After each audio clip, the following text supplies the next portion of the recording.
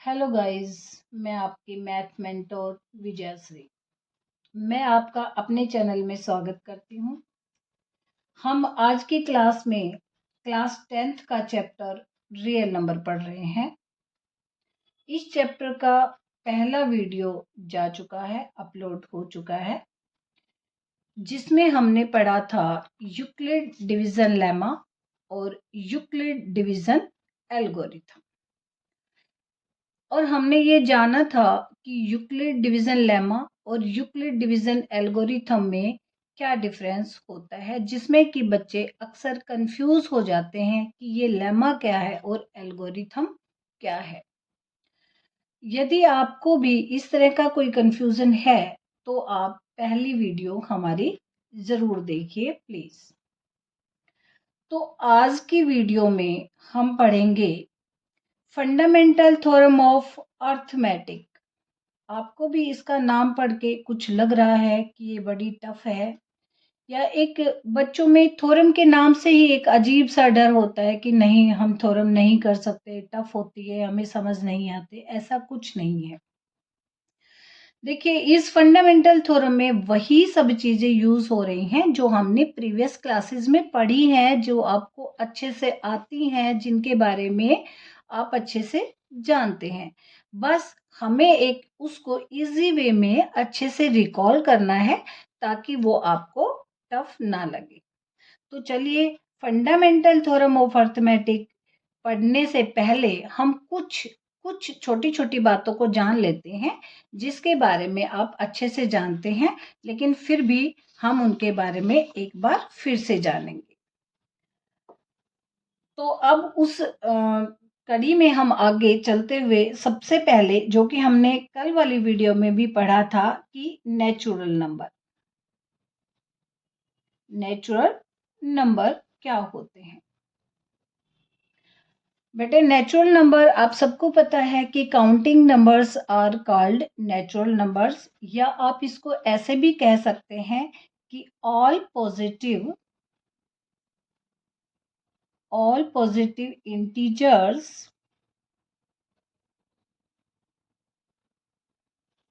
are called natural number।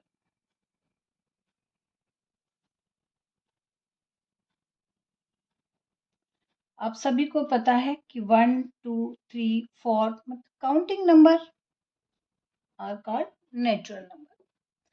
अच्छा, एक बात आप सभी को पता है लेकिन आपने कभी नोटिस नहीं किया कि इन सभी पॉजिटिव इंटीजर में यदि हम 1 को छोड़ देते हैं तो उसके अलावा जितने भी नंबर बचते हैं उनको हम दो कैटेगरीज में डिवाइड कर सकते हैं, और वो कौन कौन सी हैं?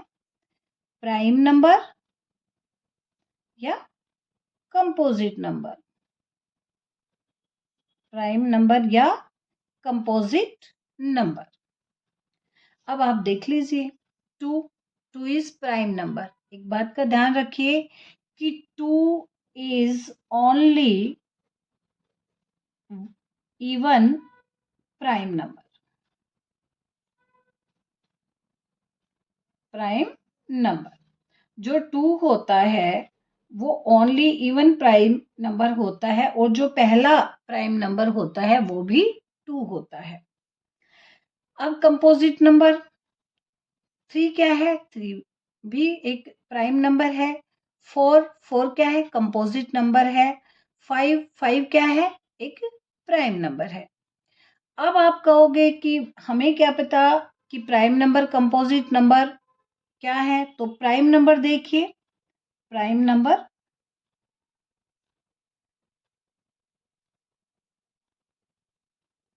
Have more than two factor composite number के लिए, और प्राइम नंबर के लिए a number divide by 1 and itself is called prime number। Prime number वो नंबर जो सिर्फ 1 से और अपने आप से डिवाइड होते हैं, या आप ऐसा भी कह सकते हैं कि जिस नंबर के 2 फैक्टर होते हैं वो नंबर क्या होते हैं, प्राइम नंबर होते हैं। वो नंबर क्या होते हैं, प्राइम नंबर होते हैं। तो मेरे ख्याल से प्राइम नंबर आप सभी को पता था कि प्राइम नंबर क्या होते हैं। प्राइम नंबर के साथ साथ थोड़ा सा हम को प्राइम नंबर के बारे में भी जान लेते हैं। हालांकि इसका यहाँ यूज नहीं है, लेकिन फिर भी हम पढ़ लेते हैं। को प्राइम नंबर, जिन 2 नंबर का HCF 1 हो, जिन 2 नंबर का HCF 1 हो वो को प्राइम नंबर होते हैं। जैसे 2 और 3, 3 और 4, 4 और 5। यदि आप इन नंबर्स का HCF मान लो 40 और 41, अब कोई भी ले सकते हैं, 70 और 71, इन सब नंबर का जो को प्राइम नंबर है ये, क्यों, क्योंकि इन सब का HCF 1 होता है। तो अब आपको प्राइम नंबर क्लियर हो गया, को प्राइम नंबर क्लियर हो गया, तो अब हम थोड़ा सा कंपोजिट नंबर के बारे में भी जान लेते हैं। आपका ये कंपोजिट नंबर जो है क्या होता है, ये देखिए। हैव, यदि इसकी डेफिनेशन के बारे में बात करें तो हैव मोर देन 2 फैक्टर्स। इसका जब हम फंडामेंटल थ्योरम पर बेस्ड क्वेश्चन को हम सॉल्व करेंगे तो हमें बार बार कंपोजिट नंबर का यूज होगा, या उसकी नॉलेज का हमें यूज करना होगा। तो इसके लिए कंपोजिट नंबर के बारे में आपका जानना बहुत जरूरी है। हैव मोर देन 2 फैक्टर्स, इसका क्या मीन है। मान लो आप कोई नंबर है 4 है, 4 के फैक्टर आप सबको पता है कि हम कैसे बनाते हैं, 2 2 जा 4, 2 1 जा 2। अब इसके फैक्टर क्या बन गए, 1 है, 2 है और 4 है। अब आप देखिए इसके 1 और 4 के अलावा यदि एक फैक्टर और भी बनता है तो वो नंबर क्या होता है, कंपोजिट नंबर होता है। अच्छा, 4 के बारे में एक और भी बात है कि ये सबसे पहला या सबसे स्मॉलेस्ट कंपोजिट नंबर होता है। जैसे 2 इवन प्राइम नंबर होता है, और वैसे ही जो 4 है वो क्या होता है, स्मॉलेस्ट कंपोजिट नंबर। अब आपने जाना कि जो 1 को छोड़कर 2, 3, 4, 5 एंड सो ऑन, इनको हम 2 कैटेगरीज में डिवाइड कर सकते हैं, प्राइम नंबर या कंपोजिट नंबर। तो फिर आपका 1 कहाँ गया, तो आप 1 के बारे में क्या कहेंगे, 1 is neither composite nor prime. भाई 1 को क्या करेंगे हम, ना ही तो कंपोजिट लेंगे और ना ही प्राइम लेंगे। तो मेरे ख्याल से अब आपको क्लियर हो गया होगा कि फैक्टर्स क्या होते हैं, फैक्टर्स कैसे बनते हैं। फैक्टर्स को, ये आपका प्राइम फैक्टराइजेशन है, आप इसको ट्री के माध्यम से भी कर सकते हैं। जैसे 4 के आप करेंगे 2 एंड 2, मान लो 12 है, 12 के बनाएंगे 2 और 6, फिर 6 के फैक्टर बनाएंगे 2 और 3, और ये सारे इसका, इसमें एक बात आप विशेष ध्यान रखेंगे, जो इसका प्राइम फैक्टर है आप इसको ब्रेक डाउन कर रहे हैं 2 एंड 6 में, लेकिन इसमें आप ध्यान करेंगे कि आप, ध्यान देने लायक बात है कि जो प्राइम फैक्टर है उसको हम इस साइड लिखते जाएंगे, जो आपका प्राइम नंबर है उसको हम इस तरफ लिखेंगे, और जो कंपोजिट नंबर है उसको इस तरफ लिखेंगे। इस क्यों, ऐसा क्यों करेंगे हम, क्योंकि हम प्राइम फैक्टर के और फैक्टर्स नहीं बना सकते, उसको ब्रेक डाउन नहीं कर सकते, जबकि इधर कंपोजिट नंबर आएगा तो हम उसको ब्रेक डाउन करते हुए चलेंगे। तो अब आपने जो प्राइम नंबर पढ़ा है, को prime, composite number and factors, इसके ही हेल्प से हमारी जो फंडामेंटल थ्योरम हम पढ़ेंगे वो आपके लिए बिल्कुल एकदम इजी हो जाएगी और आप उसको कभी भी नहीं भूलेंगे। तो अब हम इन बातों को जानने समझने के बाद अब हम आते हैं फंडामेंटल थ्योरम ऑफ अर्थमेटिक की स्टेटमेंट पर। देखिए ये कोई बहुत टफ नहीं है, देखने में लग रही है ठीक है, इसका नाम थोड़ा सा भारी भरकम है, लेकिन इसमें ऐसा कुछ भी नहीं है जो आपको नहीं आता, बस सिर्फ आपको थोड़ा सा ध्यान देने की जरूरत है, थोड़ा सा रिकॉल करने की जरूरत है। अब देखिए इसकी स्टेटमेंट को रीड करते हैं हम। एवरी कंपोजिट नंबर, अब कंपोजिट नंबर के बारे में आप अच्छी तरह से जानते हैं, can be expressed as the product of prime and this factorisation is unique.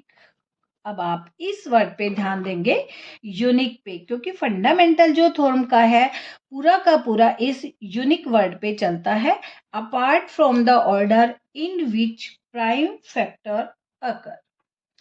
और आप इसको ऐसे भी कह सकते हैं इन शॉर्ट कि ये एक यूनिक फैक्टराइजेशन मेथड होता है।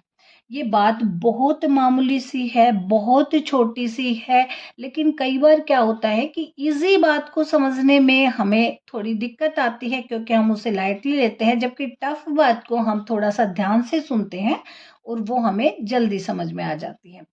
तो ये बहुत इजी है, लेकिन फिर भी इसको समझने के लिए हमें एक दो एग्जाम्पल लेने पड़ेंगे। उन एग्जाम्पल के जैसे ही आप उन एग्जाम्पल्स को समझेंगे, जानेंगे, तो आपको यही स्टेटमेंट है वो बहुत ज़्यादा इजी लगने लग जाएगी। तो चलिए फिर हम स्टार्ट करते हैं, एग्जाम्पल लेते हैं एंड सॉल्व करते हैं।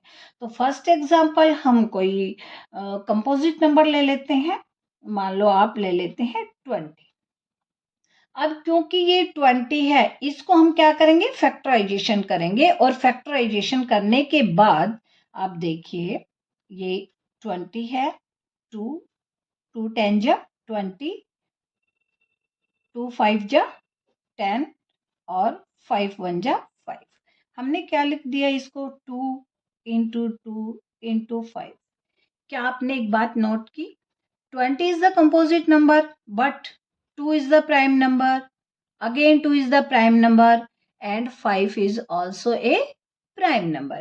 तो हमने इस कंपोजिट नंबर को प्राइम फैक्टर के प्रोडक्ट की टर्म में इनको हमने लिख दिया। कैसे लिख दिया, हमने प्राइम फैक्टर के प्रोडक्ट की टर्म में इनको लिख दिया है।